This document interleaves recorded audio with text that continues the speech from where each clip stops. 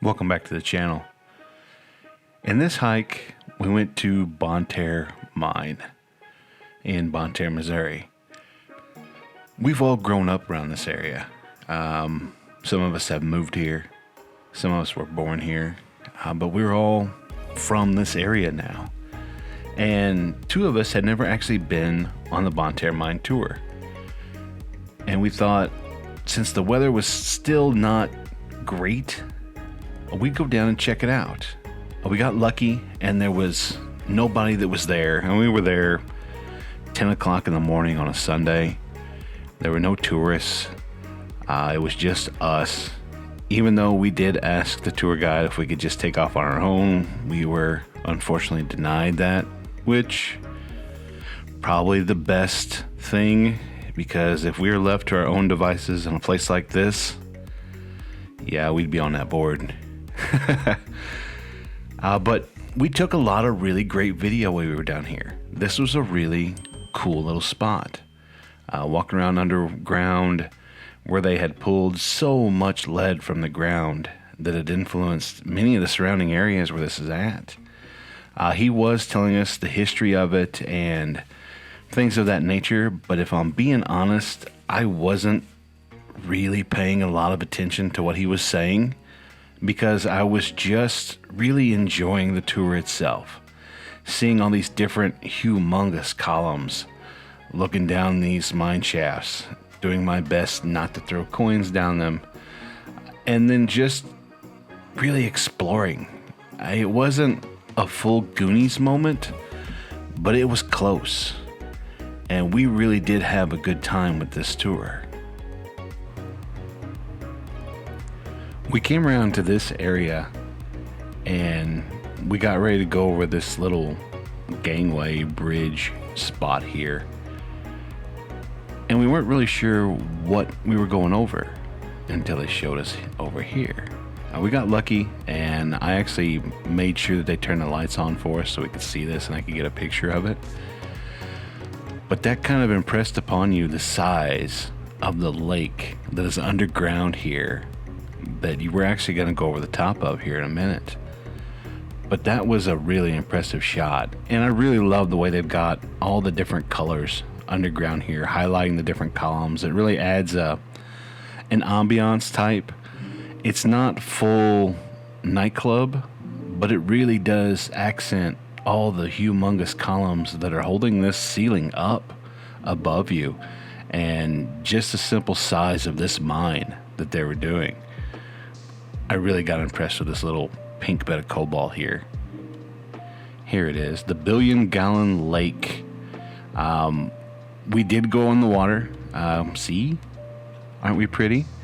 And we tried to film as much of the lake ride as we could. This was really cool. It's included in the tour. It's part of the tour. You hop on this boat and they take you across this billion-gallon lake. But as you can see from the water tanks that they have set up here, they also have scuba diving. They have scuba diving lessons.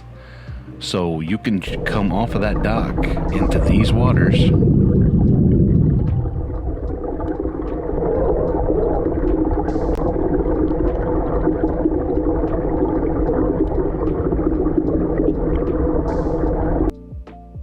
And they'll allow you to go down the mine shafts. Now you go with a guide. I don't know how much it is because none of us are scuba dive certified anymore.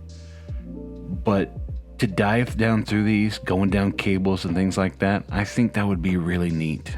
Using flashlights to see, I think would be intimidating, but I also just think it would be a really great experience overall. This is also a location where Red Bull has come in and done a wakeboarding contest on these waters through these columns. I'll put a link to the video within the description, and if I can, I'll probably put it up top in the top right hand corner of this screen. I'm gonna let the sound take over that we experienced from here, because I was just really impressed with this boat ride.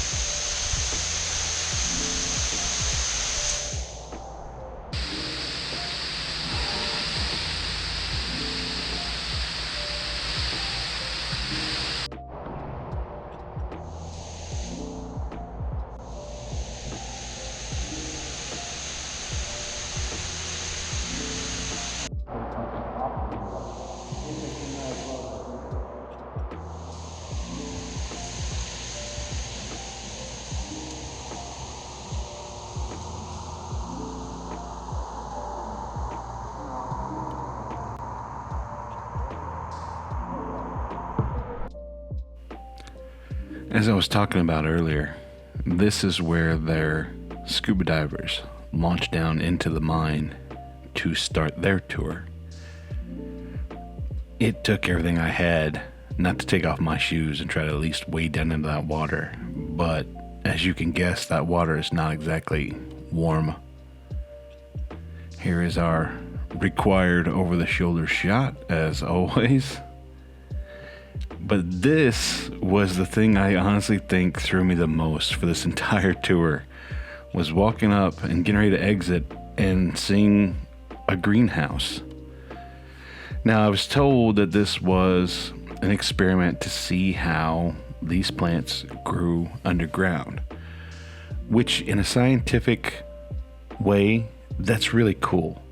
The idea of growing plants underground and things like that.